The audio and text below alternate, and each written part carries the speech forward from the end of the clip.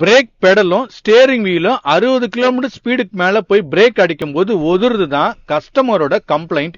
இந்த வண்டி வந்து ஃபோர்டு எண்டவர் 2009 மாடல். இதுல இன்ஸ்பெக்ஷன் பண்ணி செக் பண்ணி பார்க்கும்போது பாத்தீங்கன்னா ஃப்ரண்ட் பிரேக் பேடு ஃபுல்லா தேஞ்சி அதோட ஸ்கோர் மார்க் டிஸ்க்ல ஃபுல்லா லைன் மாதிரி விழுந்து டிஸ்கோட திக்னஸ் ஃபுல்லா போயிடுச்சு. இதனால ஃபேஸ் பண்ண முடியாது. இப்போ இந்த வண்டிக்கு ஃப்ரண்ட் பிரேக் பேடும் பிரேக் டிஸ்கும் ஃபோர்டோட ஒரிஜினல் பார்ட்ஸ் தான் மாத்துறேன். பார்ட் நம்பர் பிரைஸ் மேல மென்ஷன் பண்ணிருக்கேன். இதை அன்பாக்ஸ் பண்ணி காட்டுறேன் பாருங்க.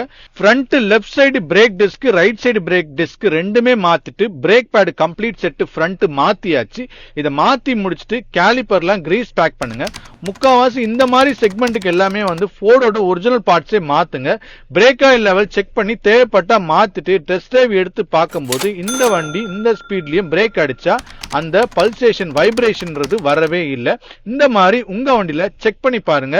பல்சேஷன் வந்தா பிரேக் பேடும் பிரேக் டிஸ்கும் மாத்தி பாருங்க.